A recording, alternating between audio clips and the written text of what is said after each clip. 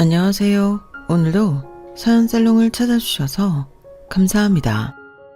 저는 시부모님을 모시며 남편 그리고 대학생 남매를 둔 50대 여성입니다. 그리고 현재 식당을 운영하고 있고요. 이런 말 조금 부끄럽지만 저희 동네에서 제일 장사 잘 되는 밥집 사장님이 바로 저예요. 그만큼 저희 식당은 찾아주시는 손님이 정말 많은데요. 덕분에 새벽부터 장사 준비를 시작해 11시까지 바쁘게 살고 있어요. 남편과 시부모님이 도와주시니 망정이지 저 혼자였다면 아마 이렇게까지 감당하지 못했을 일들인데 거기에 착하고 바르게 자라준 아이들까지 있으니 저는 복도 참 많은 사람이죠. 어쩌다 보니 글 초반부터 제 자랑을 늘어놓는 것이 있는데 그만큼 저는 참 열심히 살았다 자부합니다. 그렇기 때문에 제 지난날 힘들고 고통스러웠던 날들도 이젠 다 피가 되고 살이 되는 좋은 경험이 되었다 생각하는데요. 세상을 많이 산 건 아니지만 제가 50년 넘게 살아보니 인생은 어느 하나도 단정 지을 수 없는 것 같아요. 왜 갑자기 이런 말을 하냐 의아하실 수도 있는데 저는 불과 5년 전만 해도 사모님 소리를 들으며 집에서 살림만 하는 여자였거든요. 주변에서 저 팔자 좋다고 부러워하는 사람들도 정말 많았는데 망하는 건 한순간이더라고요. 남편 흉을 보는 건 아니지만 남편의 잘 나가던 사업이 그렇게 한순간에 바닥을 치게 될 줄은 꿈에도 몰랐어요. 게다가 저희 남편은 자타공인 성실하고 정직한 사람인데 딱 한 번 부린 욕심으로 시련을 겪어야만 했었죠. 그리고 난리통에 저는 둘째 가장이 되었는데 살림만 하던 제가 갑자기 식구들 부양을 책임져야 하다니 서름도 많이 당하고 눈물도 많이 흘렸어요. 그런 과정에서 평소 사이가 좋지 않았던 동서와의 껄끄러운 일도 종종 있었는데 동서는 저희가 망해 앞으로도 쭉 이렇게 망한 채로 살 줄 알았나 보더라고요. 사람이 어찌나 경솔하고 남을 무시하던지 원래 남을 잘 미워하지 않는 저인데도 그렇게 화가 나더라고요. 그리고 어쩌면 그런 동서 때문에라도 이를 더 악물었던 것 같은데 지금부터 제가 살아온 이야기를 조금 해보려 합니다. 부잣집 딸인 동서와 제 사이에 어떤 일이 있었는지 한번 들어주실래요?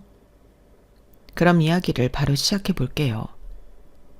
저는 남편과 24살에 결혼을 했어요. 현재 저희 딸이 25인데 딸을 보고 있으면 내가 저 나이에 어떻게 결혼을 했지? 이런 생각을 종종 합니다. 딸을 보면 아무리 성인이라고 해도 제 눈에는 애기 같거든요. 그런데 저는 그것보다 더 어린 나이에 한 남자의 아내가 되었으니 나는 그때 어떤 마음으로 결혼을 했을까? 지난 날을 떠올리곤 하는데 솔직히 고백하자면 딱히 어떤 미래가 없는 것 같아서 결혼했어요. 남편은 좋은 사람 같았고 사는 것도 제법 안정되어 있었는데 결혼하면 나도 그냥저냥 안정적으로 살 수 있겠다. 그런 생각을 했었죠. 저 때만 해도 그런 생각을 가진 여자들이 많았거든요. 오죽하면 여자 팔자 뒤웅박 팔자라고 어떤 남자를 만나느냐에 따라 달라진다는 말이 있었을까요? 그런데 저는 조건도 조건이지만 남편이란 사람이 마음에 들어 결혼을 결심했어요.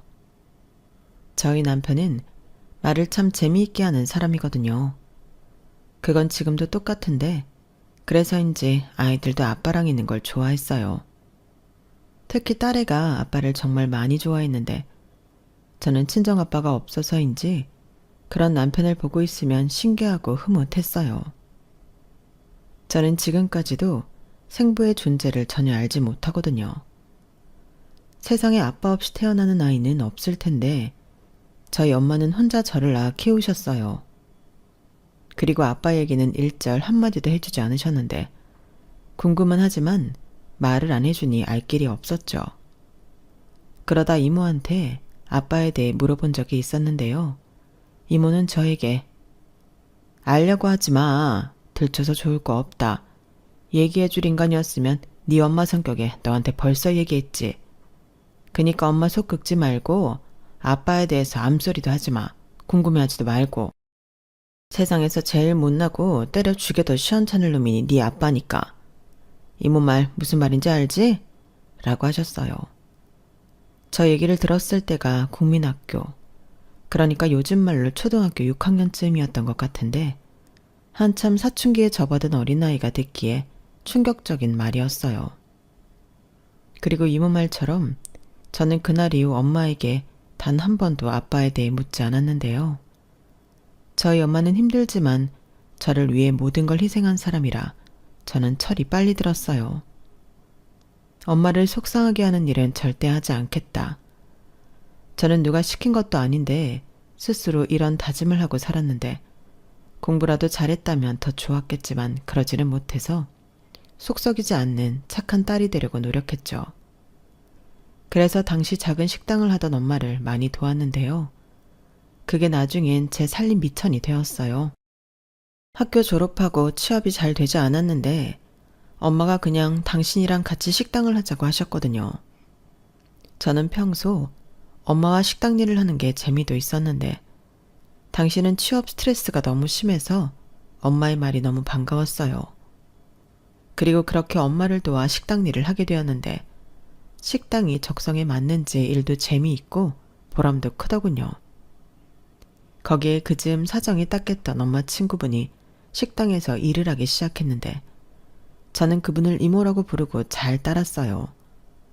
이모는 성격도 여정부스럽고 부침성이 좋아 명랑한 성격이었는데 그래서인지 이모 덕에 손님이 더 늘었죠. 그리고 그즈음 저희 식당 단골 손님이 되신 손님이 있었는데 그 손님이 바로 저희 시아버지셨어요. 시아버지는 근처 고물상 사장님이셨는데 종종 점심 식사를 하러 저희 식당에 오셨거든요. 평소에는 도시락을 싸오신다고 했는데 가끔은 따뜻한 국물이 드시고 싶어 식당을 찾는다고 하셨어요.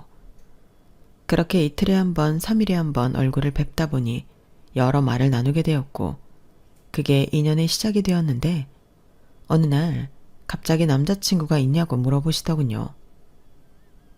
내가 갑자기 너무 사적인 질문에서 놀랐나? 다른 게 아니고 내가 아들이 둘이나 있는데 선아가 너무 마음에 들어서 물어보는 거야. 우리 아들 소개해주고 싶어서. 나이 많은 아저씨가 좀 주책인가? 이렇게 말씀하시면서 굉장히 쑥스러워 하시더라고요. 그리고 그때 이모가 먼저 우리 선아 남자친구 없어요. 사장님 아드님 우리 식당에 데리고 오면 좋겠네. 우리 선아 진짜 괜찮은 앤데 사장님도 마음에 드셨나 보다. 라며 마치 잘 됐다는 듯 다리를 놓으려 했는데 그때 저도 그렇고 저희 엄마도 놀라서 이모만 쳐다봤었죠. 그리고 저는 아무리 그래도 이렇게 분위기에 휩쓸려 누굴 만나고 싶지 않아서 최대한 예의를 갖춰서 남자친구는 없지만 괜찮다고 말씀을 드렸는데요. 그러니까 한마디로 거절했던 거였어요. 그러자 한동안은 제 마음을 잘 알았다며 시아버님은 미안하다고 하셨는데 그 이후에 무슨 이유인지 시아버님이 저희 식당에 오시지 않았어요.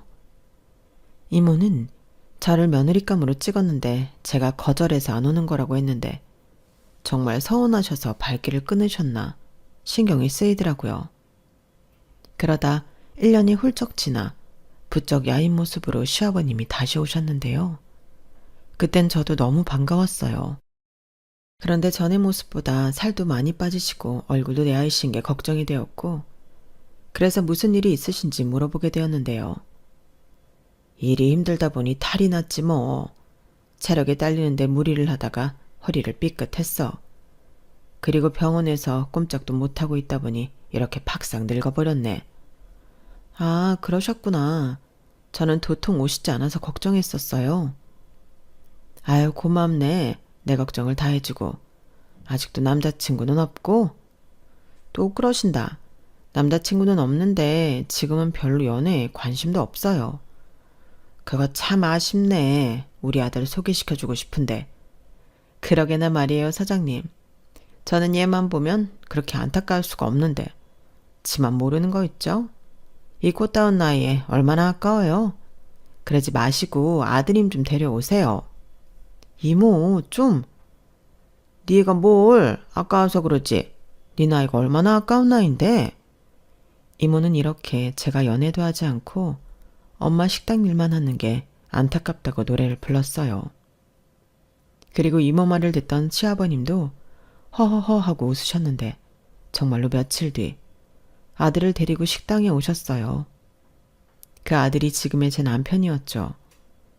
그리고 그 이후부터는 연신 혼자가 아닌 두 분이 함께 저희 식당에 오셔서 식사를 하셨는데 저희가 결국엔 부부가 될 운명이었던 건지 저는 어느덧 남편과 번호도 교환하고 가깝게 지내게 되었어요.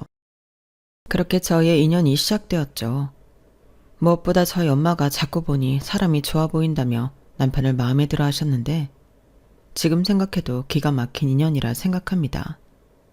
시아버님이 남편보다 저를 먼저 찜한 케이스잖아요. 내가 그때 우리 선아 보고 한눈에 반했지.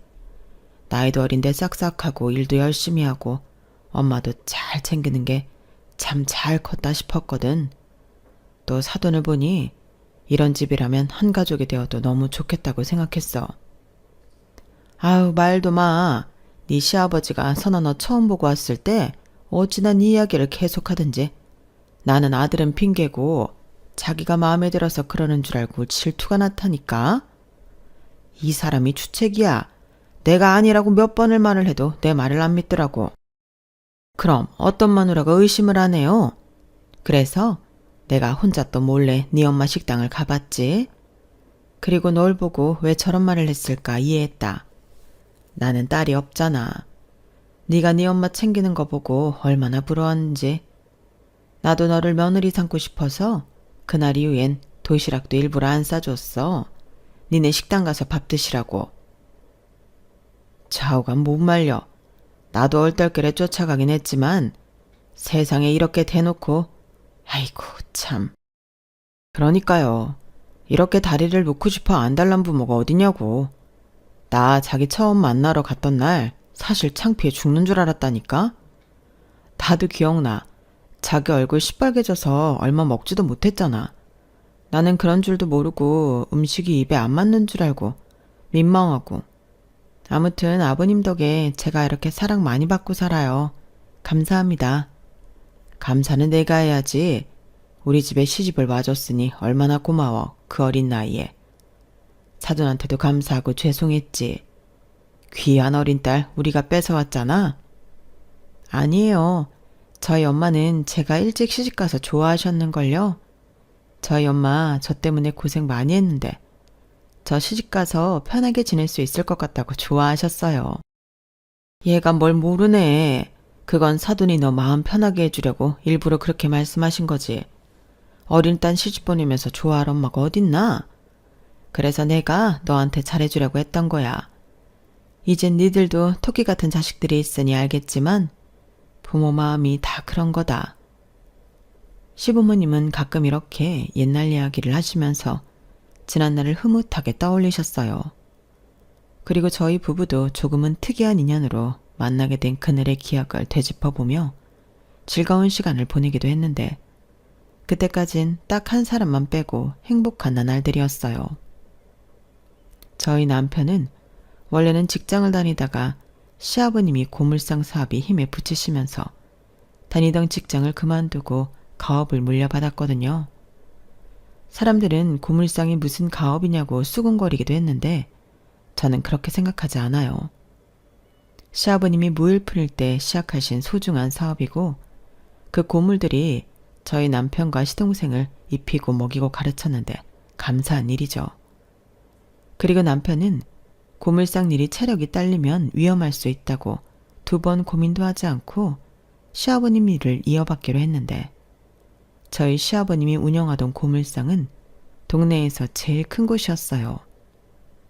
그러니 그 고물상도 상당했는데 시동생인 도련님은 질색팔색을 했죠. 나는 죽었다 깨어나도 그딴 더러운 일은 하지 않을 거야. 내가 아무리 그 고물상 밥 먹고 컸다고 하지만 진짜 싫어. 한 번도 좋았던 적이 없다니까. 나한테는 숨기고 싶은 과거라고. 그러니까 그딴 고물상 접든지 형 주든지 괜히 나한테 도와달라고 하지 마. 나는 근처도 가기 싫으니까. 라며 가업이나 마나 자기는 절대 고물상 일을 하지 않을 거라고 했는데, 그래서 형제간에 싸울 것도 없이 남편이 시아버님 고물상을 물려받았어요. 저도 처음에는 고물상이 돈이 되긴 할까? 어쩌면 도련님 말처럼 고생만 하고 돈은 별로 안 되는 그런 일은 아닐까?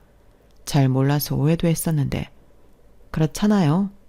이왕이면 내 남편이 좀 번듯한 일을 했으면 하니까요. 그런데 남편은 그 일이 재밌다고 하더군요. 무엇보다 시아버님과 함께 일을 하니 자기가 몰랐던 고생도 알고 느끼는 게 많다고 했는데, 저는 그런 남편의 마음가짐이 예뻤어요. 그래서 토달지 않고 저 역시 친정 식당과 고물상을 오가며 도울 게 있으면 적극 도왔는데, 결혼하고 3개월이 채 되지도 않았을 무렵 임신을 하게 되었죠. 그렇게 저는 입덧이라는 지옥에 가게 되었는데, 남들은 몇 개월 하면 끝난다는 입덧이 저는 8개월 이상 지속되어 고생을 엄청 했어요. 다른 산모들은 살이 너무 쪄서 고생을 한다고 하는데, 저는 거꾸로 살이 너무 빠져서 고생을 해야만 했거든요. 게다가 임신 20주가 조금 넘었을 때부터 조산기도 있었는데요. 그렇게 힘들게 아이를 품고 있다 보니 저는 일상생활이 불가능했어요. 그러니 친정 엄마도 못 도와드리고 남편 고물상도 못 가게 되었는데, 남편은 도와줄 것 없다며 아이와 저만 생각하라고 했어요. 지금도 남편에게 가장 고마운 점이 있다면 이렇듯 남편은 늘 가족이 먼저인 사람이라는 건데요. 그게 참 든든하고 의지가 되었어요.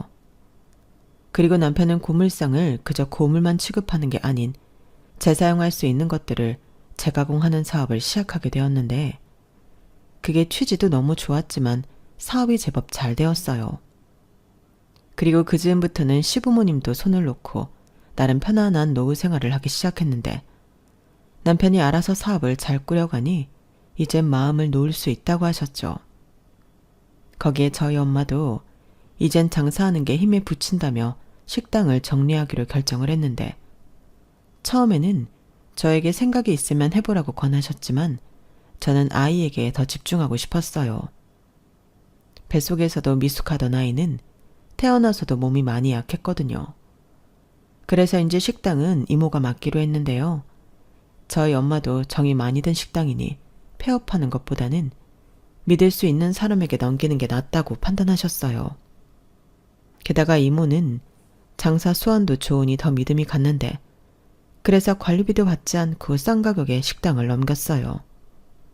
그때 이모가 저희 엄마에게 정말 많이 고마워하셨는데, 이모도 사정이 딱한 사람이었거든요. 시집 한번 잘못 가서 식모살이 하듯 살다 시부모님 구박과 남편의 외도로 몸만 쫓겨났던 이모였는데, 이모네 친정은 곧 잘 사는 편이라고 했지만 시집간 딸은 출가 외인이라며 이혼했어도 자기 식구가 아니라며 이모를 문전박대했다고 들었어요. 그러니 시중에 돈 한 푼 없이 떠돌다 저희 엄마 식당에 오게 되었는데, 그야말로 막무가내로 직원으로 써달라고 애원했어요. 그때 저도 같이 있었기 때문에 그때의 기억이 또렷한데, 저희 엄마가 또 정에 약한 편이라 당시 직원은 필요가 없음에도 저희 엄마는 이모를 고용했어요. 그뿐만이 아니었죠. 식당 근처 단칸방도 얻어 생활할 수 있게 해줬는데, 그래서 이모는 저희 엄마를 정말 친언니 이상으로 따르고 저를 친조카처럼 챙기셨어요. 그러니 저희 엄마는 그런 이모에게 식당을 넘기니 마음이 놓였던 것 같은데, 저도 마찬가지였죠. 다른 사람에게 넘긴다고 생각하면 그건 그거대로 기분이 별로였거든요. 그렇게 양가 부모님이 노후 생활을 하시며 저는 전업주부로서 남편 내조와 아이 양육에 온 힘을 기울였어요. 그리고 저희 아이가 2살이 되었을 때 시동생이 장가를 가겠다며 집에 여자를 데리고 왔는데, 어쩜 자기랑 똑같이 생겨먹은 여자를 데리고 왔더군요. 시동생은 수더분한 남편과 다르게 뺀질거리고 노력하긴 싫지만 욕심이 많은 성격이었거든요. 그런데 미래의 동서가 될 여자도 딱 그런 사람이었고, 보아하니 좀 있는 집 딸처럼 보였는데, 제가 전업주부라고 하니 아직 정식으로 가족이 된 것도 아닌데 은근 저를 무시하는 모습을 보이더군요. 근데요, 제가 정말 궁금해서 그런데 전업주부로 있으면 답답하지 않아요? 여자도 능력이 있으면 일해야죠. 요즘 남자들 능력 없는 여자 싫어하는데 아주버님은 안 그러신가? 듣자 하니까 아주버님이 뭐 그렇게 많이 버시는 것도 아닌 것 같던데. 새 식구 살기 괜찮으신 거 맞죠? 이렇게 말하는데 솔직히 너무 당황했어요. 누가 초면에 저런 말을 하냐고요. 그리고 저도 괜히 이렇게 밀리기는 싫어서 가족이 되든 아니든 제 할 말은 해야겠다고 생각했는데요. 뭐 지금 생각해보면 일종의 기싸움이었어요. 사람마다 생각은 다 다르니까요. 저희는 애도 있고 엄마 아빠 중 누군가는 애를 봐야 하니까. 초면부터 우리 식구 걱정해주는 건 고마운데 우리는 우리가 알아서 잘 살아요. 근데 원래 스타일이 좀 아래 위 모르고 예의가 좀 없는 편인가요? 네? 제가요? 에이 설마요. 저 예의 엄청 차리는 사람이에요. 아 그렇구나. 나는 나한테 하도 서스럼없이 대하길래 그런 스타일인가 걱정했네요. 저는 예의 없는 사람 진짜 싫어하거든요. 형님이 오해하셨나 보다. 저는 형님하고 빨리 친해지고 싶어서 그런 건데. 그리고 같은 여자로서 안타까우니까요. 그리고 어쩜 형제가 그렇게 다르죠?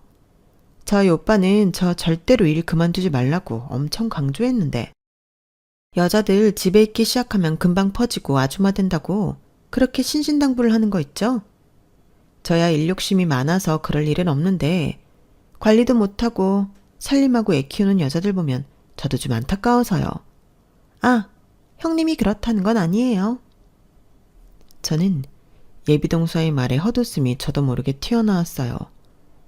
누가 봐도 저 들으라고 한 말인데 제가 그렇다는 건 아니라고 말을 하니 어이가 없었죠. 그리고 당연히 기분도 나빴어요. 그래서 그 이후엔 저도 상대하지 않으려 했는데 그때 생각했죠. 이래서 동서지간에 친하게 지내는 사람들이 없는가 보구나 하고요. 그런데 지가 먼저 시비를 걸어놓고 제가 상대하지 않자 이 얄미운 여우가 시동생에게 제가 너무 어렵고 무섭다는 헛소리를 했는 모양이었는데요. 가뜩이나 사이도 별로인 시동생이 저한테 그러더군요. 형수, 우리 희수한테 좀 잘해줘요. 얘가 얼마나 열인데. 우리 희수가 형수랑 잘 지내려고 노력하잖아요. 벌써부터 군기 잡는 것도 아니고 왜 그래요? 저는 졸지에 여린 동서를 잡는 못된 사람이 되었어요.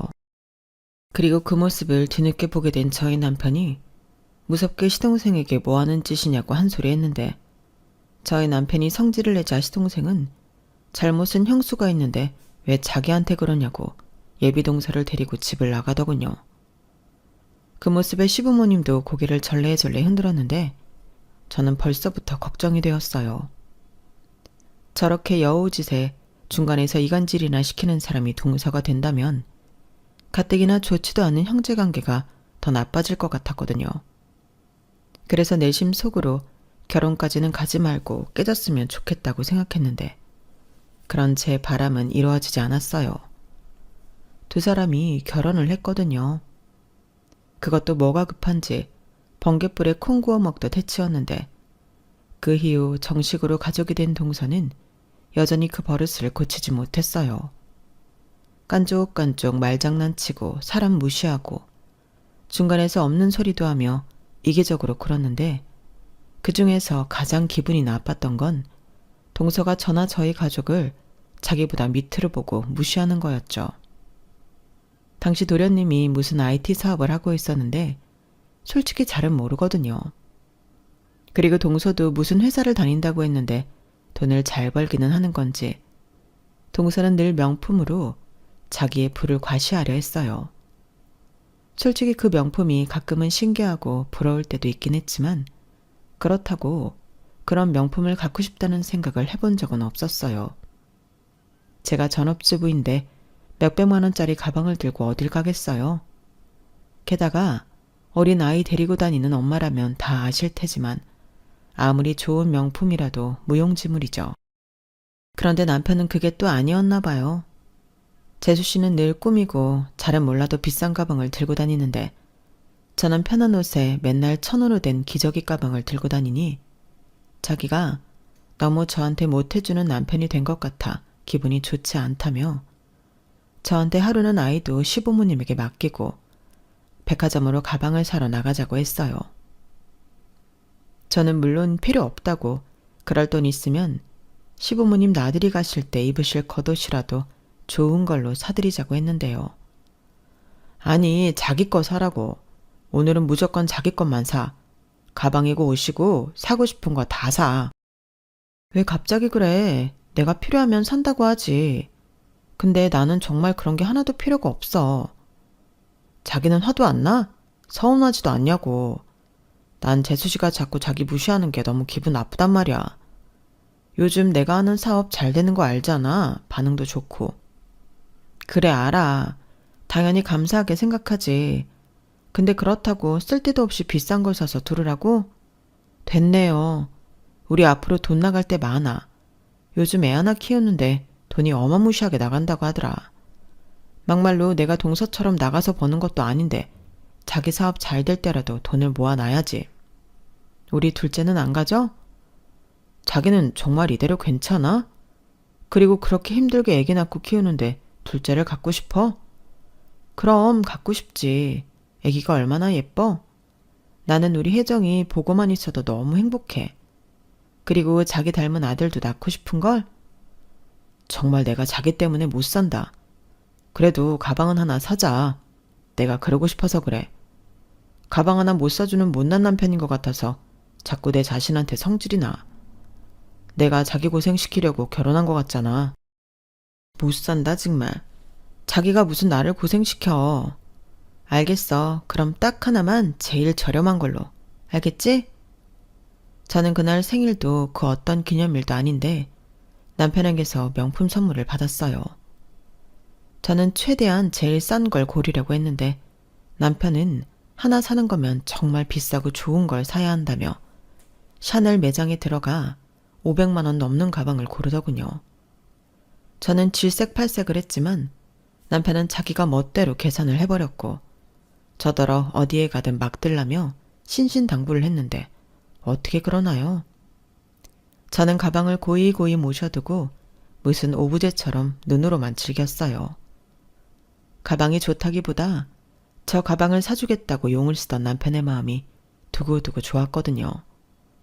그런데 저희 집에 왔던 동서가 그 가방을 보게 되었고 저더러 그렇게 안 봤는데 허영심도 있었냐며 비꼬았는데 저걸 정말 어떡하지? 저절로 주먹이 불끈 쥐어졌어요. 그거 내가 싫다고 했는데도 우리 남편이 사준 거야. 헤이, 남자들이 저런 걸 어떻게 알아요?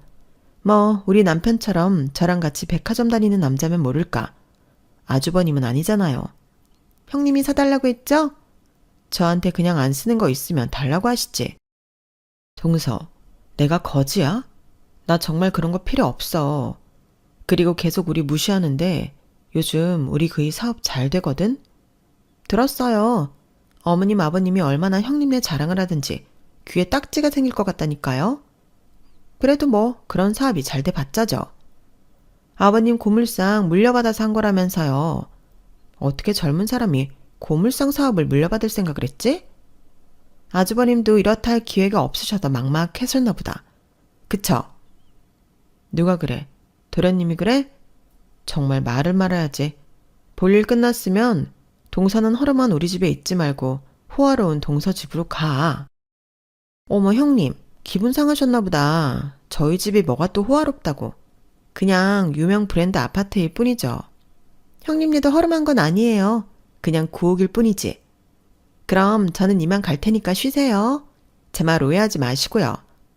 아참, 저희 그이가 그러는데 아주버님에게 물 들어올 때 노 열심히 저으라고 전해달라고 했어요. 이런 기회가 또 언제 오겠냐고요.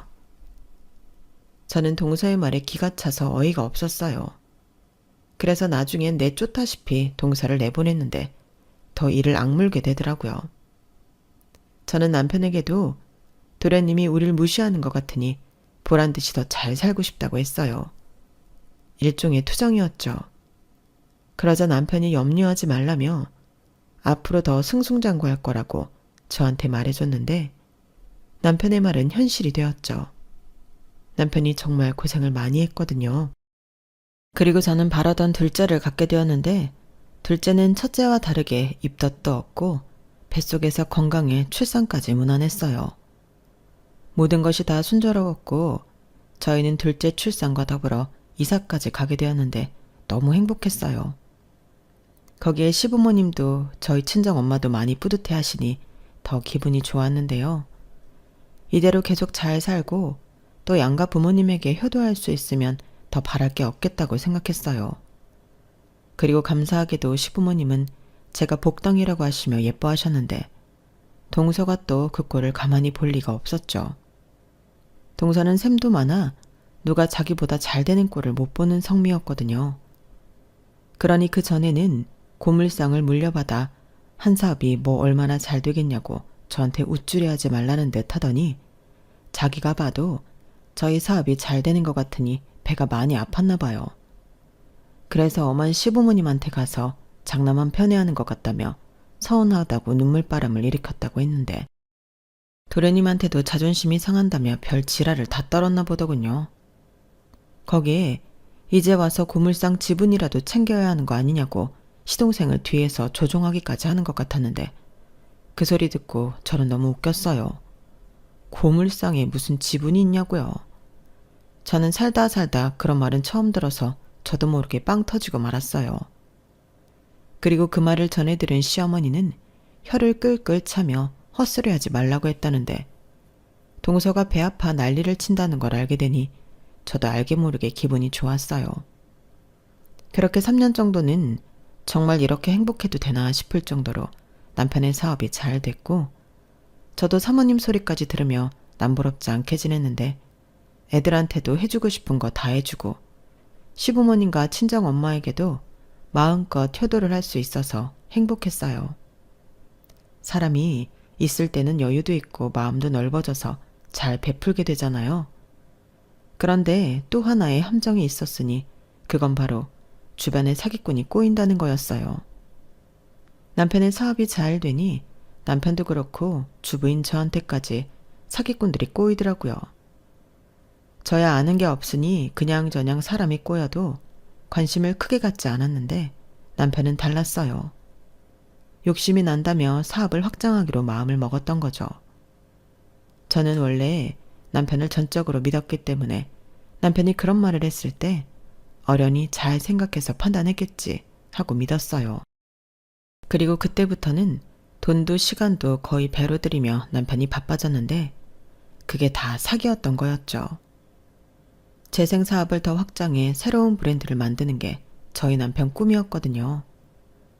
고물이라고 쓰레기라고 천시받았던 것들이 새로 재가공되고 또 다른 제품으로 탄생해서 다시 사람들이 찾아 쓰게 만드는 것.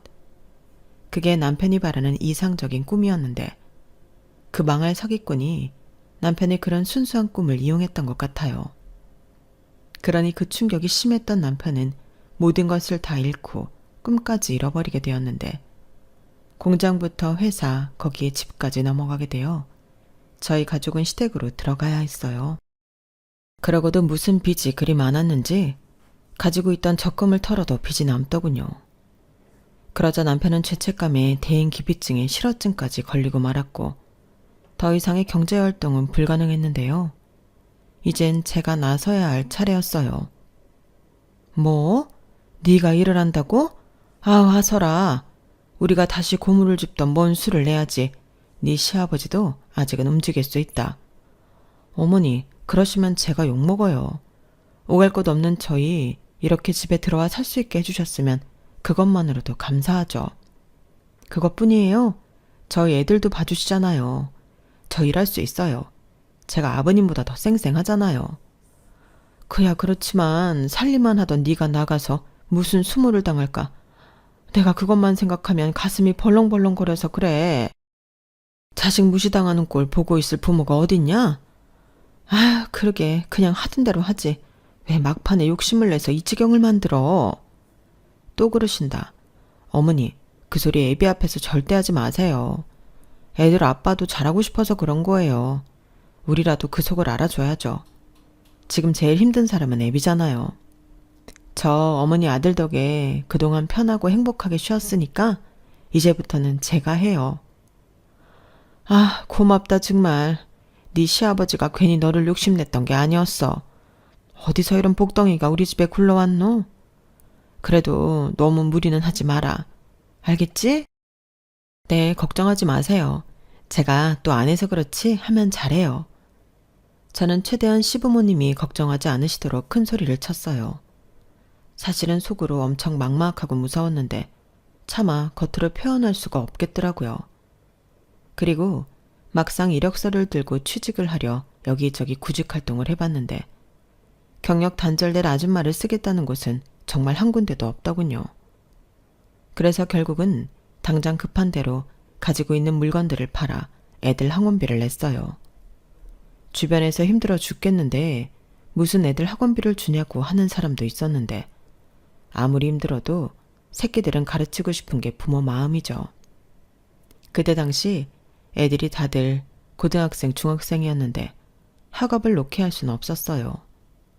그래서 제일 먼저 팔게 된 것이 남편이 사준 그 샤넬백이었는데 아낀다고 거의 들지 않았더니 중고 가격은 잘 받았는데요. 이걸 좋아해야 하나 씁쓸했던 기억이 나네요. 그래서인지 그때는 기분이 별로 좋지 않아 시어머니한테 아쉬운 마음을 한탄하기도 했었는데요. 시어머니도 속상한 마음에 그 얘기를 동서한테 한 모양이었어요. 그리고 동서는 그걸 기회라고 생각했는지 가뜩이나 스트레스 받는 거 티도 못 내고 있는데 제 속을 긁기 시작했는데요. 참 못됐죠. 그때 들었던 말이 지금도 생생한데 동서는 저에게 온갖 가식을 떨면서 이렇게 말했어요. 어머 형님 얘기 들었어요. 요즘 많이 힘드시다면서요? 아주버님이 사준 가방도 팔고 일자리도 구하러 다닌다고. 그래서 연락 온 데는 있고요? 아니 마음은 급한데 연락 주는 곳은 없네. 역시 그것 보세요. 그러게 전업으로 있을 게 아니라 일을 했어야 한다니까요. 사모님 놀이할 때는 이런 날 올 줄 몰랐죠? 동서, 지금 불난 집에 기름 붓니? 아니요. 저는 한 가족으로서 너무 안타까워서 그러죠.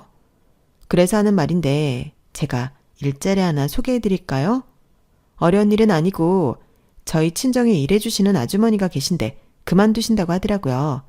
그 자리 형님 하실래요? 형님만 좋다고 하시면 제가 저희 엄마한테 얘기할게요. 뭐? 나더러 지금 동서 친정 파출부를 하라고? 왜요? 파출부는 또 싫으세요? 에이, 직업에 무슨 귀천이 있다고. 저희 엄마 까다롭지도 않고 좋으신 분이에요. 지금 계셨던 아주머니도 한 5년 있었나? 엄청 오래 하셨죠. 그리고 제가 저희 형님이라고 하면 누가 알아요? 저희 엄마가 일당도 더 쳐주실지. 어려운 거 진짜 없어요. 평소에 형님이 하던 대로만 하시면 돼요. 청소하고 빨래하고 반찬 만들고 딱 그 정도? 어때요? 어렵지 않죠?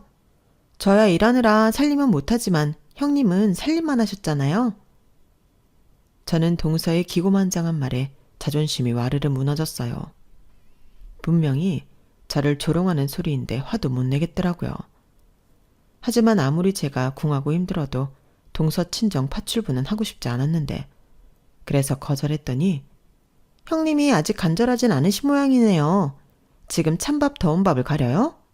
무슨 자존심이 밥 먹여주나? 가방 팔 때 그 잘난 자존심도 팔았어야죠. 형님, 이제 사모님 아니에요. 현실을 아셔야죠. 제 말 고깝게 듣지 마시고 생각 밖에만 말씀하세요. 이딴 말을 하는데 저는 저도 모르게 소리를 버럭 질러버렸어요. 그리고 내일은 내가 알아서 할 테니 오지랖 부리지 말라고 경고를 하고 그 자리를 피했는데요. 그날 화장실에서 혼자 많이 울었어요. 그날은 남편도 밉더라고요. 하지만 또 제 눈도 제대로 마주치지 못하는 남편을 보면 미웠던 마음은 사라지고 안쓰러운 마음만 들었는데 저는 그런 남편을 부둥켜 안고 일 안 해도 괜찮으니까 제발 예전처럼 밝았던 모습으로만 돌아와 달라고 했어요. 그러자 남편은 자기도 힘을 내보기로 했는지 상태가 많이 호전되기 시작했는데요. 저도 여기저기 식당에 일을 하며 큰 돈은 아니었지만 조금씩 돈을 벌기 시작했어요. 그러다 예전 저희 엄마 식당이 있던 동네에 가게 되었고 이모가 아직 있을까 싶어 식당을 찾았는데요. 그곳엔 예전 모습 그대로 이모가 장사를 하고 있더군요. 그 시간이 밥때가 아닌데도 테이블이 다 차 있었어요. 그리고 저를 발견한 이모가 저를 반갑게 맞이해 주셨어요. 아유, 이게 누구야? 선아 아니야? 여긴 어떻게 왔어? 일이 있어서 왔어? 네, 이모는 여전하시네요. 저는 아직 장사하는 줄 몰랐어요. 왜 아니야? 내가 그럼 어디를 가나? 엄마는 잘 지내지? 가끔 통화는 하는데. 선아가 이모 소식은 안 물어봤구나? 저희 엄마 성격 아시잖아요. 어디 미주알 고주알 다 얘기하나요? 그래도 이모가 여기 있어서 너무 반갑다. 나도 반갑다. 자주 좀 와. 애들은 잘 크지? 많이 컸을 텐데. 네, 고등학생, 중학생이에요. 어머, 정말? 세월 정말 빠르네. 남편 하는 일은 여전히 잘 되지? 네 엄마가 사위사업 잘 된다고 그랬었는데. 아, 그게 실은... 저는 이모에게 어려워진 상황을 이야기했어요. 그냥 그때는 지푸라기라도 잡고 싶은 심정으로 얘기를 하게 되더라고요. 사실 이모 식당에서 일을 할 수 있으면 좋겠다는 마음이 있었고 그게 아니라도 이모가 소개라도 시켜주면 어디든 갈 수 있지 않을까 그런 마음이 있어 이모에게 최대한 저의 안 좋은 상황을 얘기했어요. 그러면서 이모, 혹시 사람 안 필요해요? 보니까 많이 바빠 보이던데 저 일 잘할 자신 있어요. 라고 염치 없이 일자리를 부탁했는데 그러면서 또 친정엄마 귀에 들어갈까봐 전전긍긍했어요. 사실 저는 힘들어지긴 했어도 저희 친정엄마에게 자세한 이야기는 하지 않았거든요. 사업이 힘들어져서 시댁으로 들어가 살게 되었다. 그렇게만 얘기해 놓은 상황이었어요. 그러자 제 말을 듣고 한참을 생각하던 이모는 제 손을 잡고 괜찮아. 원래 위기는 기회라고 했다. 다시 잘 살려고 잠깐 힘든 거야. 나 봐. 한 푼도 없이 네 엄마 찾아와 사정하던 내가 집도 사고 건물도 사고 여기서 돈 잘 벌고 있잖아. 사람 인생 아무도 모르는 거다. 이렇게 말씀해 주셨는데 제 현실이 너무 팍팍하다 보니 그 말이 위안처럼 들리지 않더군요. 그저 이모가 최대한 제 기분 상하지 않게 거절하는 말로만 들렸는데 저는 더 이상의 부탁은 민폐인 것 같아 더는 아무 말도 하지 않았어요. 그리고 힘없이 무거운 걸음으로 옮겼는데 일주일 정도 지났을 때 이모가 연락을 하셨어요. 그때 오랜만에 봤으니 서로 연락이라도 주고받자며 핸드폰 번호를 드렸는데 저는 그냥 하는 말인 줄 알았거든요. 이모, 어쩐 일이세요? 어쩐 일이긴 좋은 일이지. 우리 조카 그 사이 어디 취직한 거 아니지? 이모가 좋은 일자리 하나 소개시켜 줄게. 2시간 뒤에 문자로 찍힌 주소로 후딱 와라. 네? 그게 무슨... 선아 너한테 아주 딱인 일자리가 있어. 암만 여기보다 더 좋은 데는 없지. 이따 보자. 이모는 한껏 신이 난 목소리로 말씀하셨어요. 그리고 전화를 끊고 금방 문자로 주소 하나가 왔는데 저는 이모가 좋은 일자리를 소개시켜 주시나 보다 신이 나서 준비를 하고 1시간이나 일찍 그 주소로 찾아갔어요. 그러자 그 주소는 비어져 있었는데 너무 의아했죠. 저는 제가 주소를 잘못 봤나 싶어 한참을 또 핸드폰을 쳐다봤는데 그러자 이모가 모르는 사람들과 함께 모습을 드러냈어요. 그리고 깜짝 놀랄 말을 하기 시작했는데요. 아우, 누가 우리 성님 딸 아니랄까봐 빨리도 왔네. 인사해요. 여기가 우리 식당 분점 맡아줄 사장님. 너도 인사해라. 앞으로 네 식당 설비랑 인테리어 해줄 분들이다. 이렇게 말하더라고요. 이모, 이게 다 무슨 얘기예요? 너 일자리 필요하다며. 나도 고민 많이 했어. 사실 진작부터 분점은 하나 내고 싶었거든. 근데 또 식당이라는 게 내가 몸이 2개가 아닌데 신경 쓸 게 한 가지가 아니지 않니? 그래서 내심 니네 엄마가 다시 식당을 해줬으면 하는 마음도 있었지. 근데 또 힘들어서 나한테 가게 넘기고 쉬는 양반한테 다시 일하라고 할 수도 없고. 근데 네가 타이밍도 좋게 딱 나타난 거야. 이 정도면 운명 아니니? 나는 네가 맡아준다고 하면 아무 걱정 없다. 내가 너 일 야무지게 잘하는 거 모르겠니? 이모, 그래도 여긴 이모 식당보다 훨씬 큰데. 나는 이제 이렇게 큰 데는 힘들어서 못하지. 나는 지금 자리가 딱이야. 벌써 몇 년을 거기서 일했는데 나는 다른 데 못 간다. 대신 넌 젊으니까 이 정도 규모는 할 수 있지. 서서방이랑 같이 해. 부부가 같이 도우면서 일하면 금슬도 좋아지고 좋지. 이모도 참. 근데 제가 이걸 어떻게 인수받아요? 전 돈이 없는데. 별소리를 다 해. 조카한테 돈 받는 이모 봤냐? 이모가 주는 거야. 대신 나한테 매달 줘야 하는 돈은 있다. 요 가게 월세. 뭐가 그래요. 분점이면 영업수익도 나눠야죠. 됐다 그래. 나는 요 가게 월세만 주면 돼. 나머지는 네가 다 가져. 이모, 그렇게 고마워할 것 없다. 나도 네 엄마한테 받았잖아. 오갈 곳 없는 나한테 월세방도 얻어주고 일도 시켜주고 가게도 권리도 안 받고 싸게 넘겼는데 물가를 생각하면 내가 너한테 이 정도 해줘도 내가 더 많이 받았어. 그럴 리가. 고마우면 장사나 잘해. 너 망하면 나도 망한다? 이모가 또 그 꼴은 못 봐. 알지? 고마워요. 나 정말 잘할게요. 그래, 넌 잘할 거야. 엄마한테는 내가 부탁했다고 하자. 분점 내는데 너만한 인재가 없어서 내가 부탁하는 걸로. 알겠지? 너 네 엄마한테 바지사장이라고 얘기할 거니까 실수하지 말고. 이모는 마치 벼랑 끝에 선 저를 구하러 온 슈퍼 히어로였어요. 그리고 식당 인테리어가 한참일 동안 저는 이모 가게에서 레시피 교육과 이것저것 식당 운영에 필요한 것들을 배우기 시작했는데 아무리 엄마랑 같이 식당을 했었다 하더라도 그 사이 정말 많이 바뀌었더라고요. 그래서 배우는 게 더 재밌었는데 그렇게 6개월 정도 식당을 준비하고 오픈을 하니 거짓말처럼 첫날부터 사람들이 몰리기 시작했어요. 이모 식당이 인기가 많다 보니 저절로 홍보가 되었더라고요. 아마도 이모가 분점이 더 크고 좋다고 연신 광고를 한 모양이었는데 너무 큰 은혜를 입었죠. 그 후 식당은 너무 바쁘고 일손은 딸려 죄송하지만 시부모님이 저를 도와주신다고 나서셨는데 남편도 나와서 일을 하기 시작했어요. 그러자 거짓말처럼 남편의 병이 낫기 시작했는데 여보 하고 다시 남편의 목소리를 듣던 날 얼마나 울었는지 모릅니다. 애들도 울고 시부모님도 우셨어요.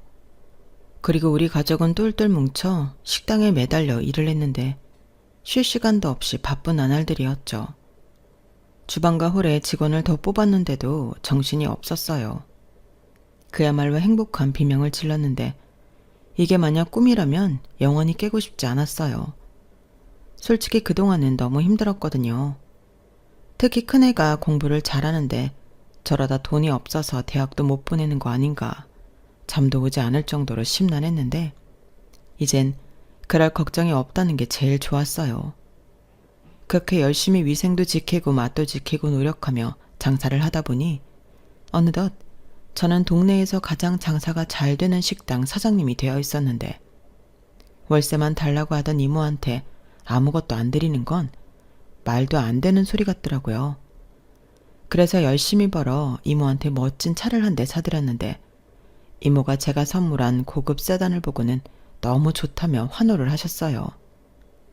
제가 차에 왕 리본까지 달아서 선물했는데 이모는 평생 자식이 없어서 이런 건 못 받을 줄 알았다며 그날 눈물까지 보이시더라고요. 그런데 받은 걸로 치면 제가 훨씬 많은 걸 받았는데 저는 좋아하는 이모를 보며 제가 더 감사한 마음이 컸어요.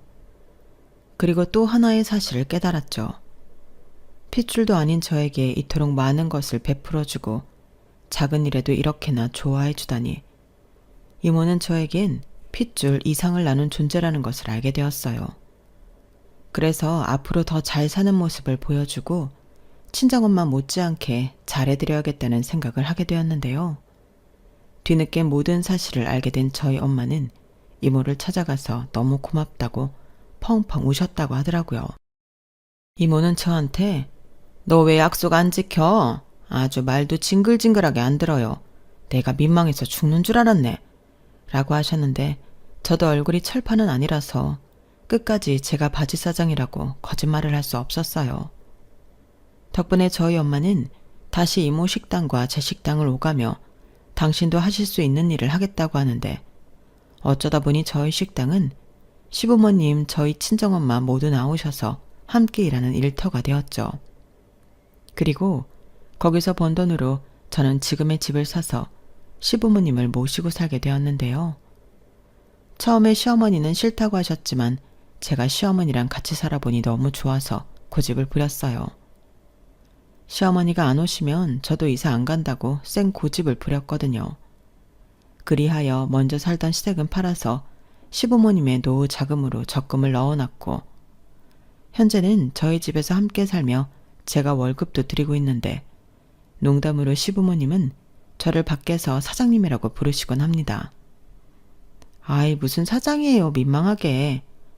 우리한테 월급 주는데 사장님이지? 사장님 커피 한잔하고 이래요. 내가 아주 맛나게 타줄 테니까. 못 말려 정말. 그럼 맛있게 한 잔 타주시던가요? 이렇게 조금 한가할 때는 장난도 치는데 남편도 이젠 완연히 예전의 모습으로 돌아왔어요. 힘들고 굳은 일은 제가 부탁하지 않아도 척척 먼저 해놓는데 이게 부부구나 하는 생각이 절로 들더라고요. 저 힘들까봐 알아서 다 해주는 남편이 있으니 제가 얼마나 복받은 아내인가요? 그리고 제가 이렇게 잘 살게 되는 동안 또 기막힌 일이 벌어졌는데 매사 기고만장했던 동서가 사실은 회사에서 잘렸다는 사실을 알게 되었어요. 한동안 시동생도 동서도 연락이 잘 되지 않았고 집에 오라고 문자를 해도 오질 않아 보지 못했는데 그런 사정이 있었더군요. 그것도 동서 본인이 아닌 시동생이 시어머니에게 얘기해서 안 사실이었는데 말은 권고사직이라고 했지만 사실상 해고였어요. 왜냐하면 사직 사유가 직장 내에서 트러블을 자꾸 일으키는 주동자로 동서가 지목이 되었는데 직장 내에 따돌림이라고 하잖아요. 그걸 동서가 또 했나 보더라고요. 그리고 따돌림을 당한 그 직원이 노동부에 신고를 하면서 회사에서도 난리가 났고 동서는 어디 창고 같은 곳에 인사이동을 하면서 권고사직도 받았다고 했는데 동서는 꼴에 또 자존심은 있다고 자기 발로 회사를 나온 모양이었어요. 그런데 벌써 소문이 다 나버려서 동서는 재취업도 힘든 실정 같았는데요. 그 말을 듣는데 정말 쌤통이 아닐 수 없었죠. 그러게 내가 베푼 대로 돌려받는다는 걸 동서는 왜 몰랐을까요? 거기에 집에서 노는 자기 마누라 꼴 보기 싫었던 시동생은 저한테는 못하고 자기 엄마 통해서 저희 식당에 자기 마누라 취직을 부탁했다는데 당연히 싫었죠. 하지만 시어머니가 하도 부탁을 하시길래 한번 와보기나 하라고 했어요. 만에 하나 정말 희박하게나마 인간이 정신을 차리고 달라진 낌새가 있다면 어차피 일손은 계속 부족하니 최저시급으로 써줄 생각이 있었는데 어디 사람이 변하나요? 동서는 저희 가게에 오면서 멋이란 멋은 잔뜩 부리고 나타났어요. 그리고는 제 식당을 요리조리 눈을 흘기며 살피는가 싶더니 손님이 많은 걸 보고 똥 씹은 얼굴을 하더군요. 일단 그것만 봐도 저는 채용할 마음이 없었죠. 시어머니도 저거 정신 못 차렸네. 정말 어쩌다 저런 게 우리 집에 굴러들어왔을까. 사장님 마음대로 하세요. 나도 더는 면이 없어서 말을 못하겠네. 라며 자리를 피하셨는데 똥인지 된장인지도 구별 못하는 동서는 저를 보자 장사가 곧잘 되나 보네요. 이런 거 보면 나도 재취업이 아니라 가게나 할까? 이런 싸구려 국밥 하는 거 말고 프렌치 레스토랑 같은 걸로요. 라며 헛소리를 하기 시작했는데 저는 콧방귀를 끼며 그러던지 말던지 돈 있으면 네 마음대로 하세요 라고 받아쳐줬어요. 그러자 제 태도에 약이 올랐는지 동서는 저한테는 볼 일이 없다는 듯 이렇게 말했는데요. 그 말을 들었을 때는 저도 깜짝 놀랐죠. 형님, 이 식당 해줬다는 그 이모님 있잖아요. 저 그 이모님 좀 소개시켜주세요. 저도 분점 하나 내달라고 해보려고요. 형님도 이 정도 하는데 사회생활 오래 한 자는 더 잘하죠? 어머, 정말로 그렇게 생각해? 내가 볼 때는 동서는 장사에 소질 없는데?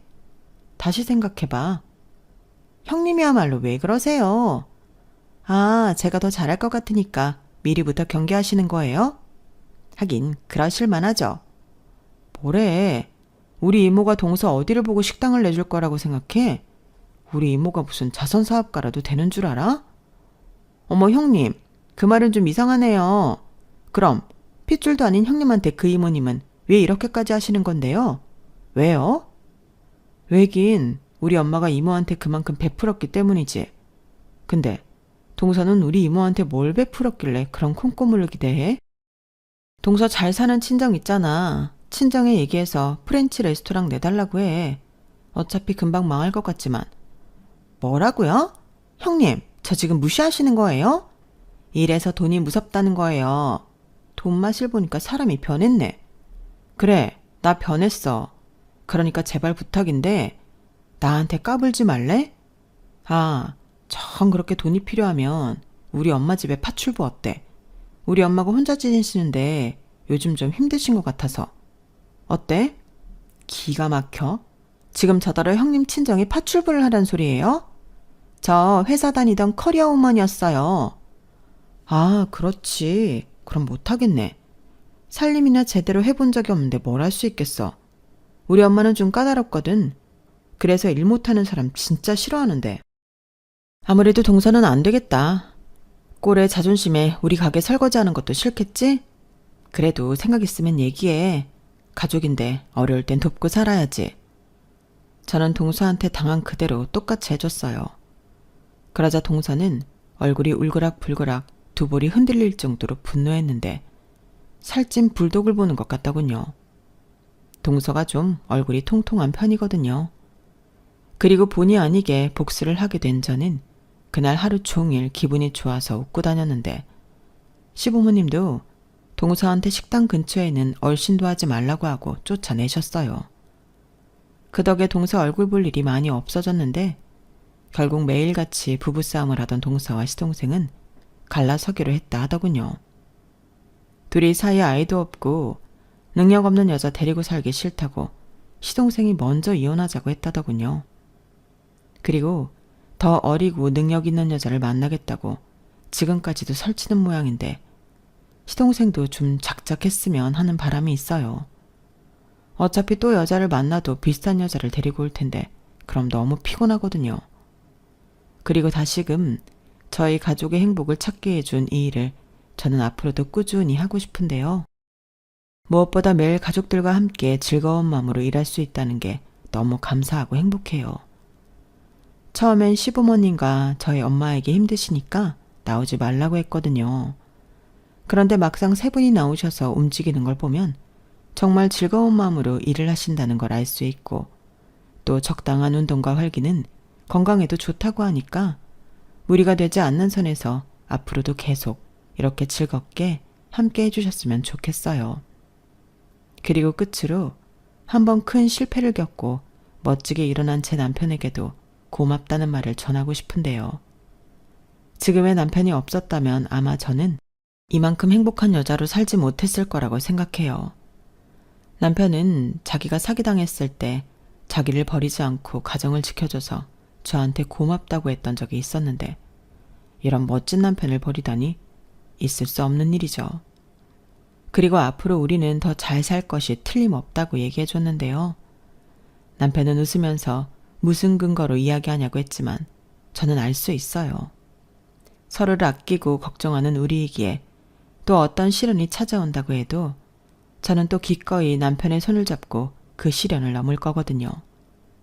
그렇게 세월의 파도를 타는 것이 결국 인생 아닐까요? 아직 많은 시간을 산 것은 아니지만 저는 그렇게 생각합니다. 행복도 불행도 다 끝이 있더라고요. 그러니 지금 행복하다고 자만하지 말고 또 불행하다고 세상이 끝난 것처럼 할 필요가 없는데 여러분들도 여러분의 파도를 현명하게 잘 넘으시며 멋진 인생을 완성하시길. 그리고 제가 큰 은혜를 받은 것처럼 살면서 좋은 일을 많이 하는 것도 중요하다고 생각하는데 혹시 아나요? 여러분들이 인생에서 아주 큰 파도를 만났을 때 과거에 베푼 좋은 일이 여러분들을 구해줄지요. 그러니 우리 모두 박한 마음이 아닌 너그러운 마음으로 어려운 시기를 잘 극복해 나갔으면 좋겠네요. 이상 제 사연은 여기까지입니다. 쓰다 보니 내용이 많이 길어졌는데 끝까지 함께 해주셔서 감사해요. 그럼 건강 잘 챙기시고 행복한 하루 되시길 바라며 안녕히 계세요. 고맙습니다. 여러분, 사연 댓글에 응원과 현명한 조언 부탁드려요. 좋아요와 구독은 저에게 큰 힘이 됩니다. 오늘도 좋은 일 가득하세요.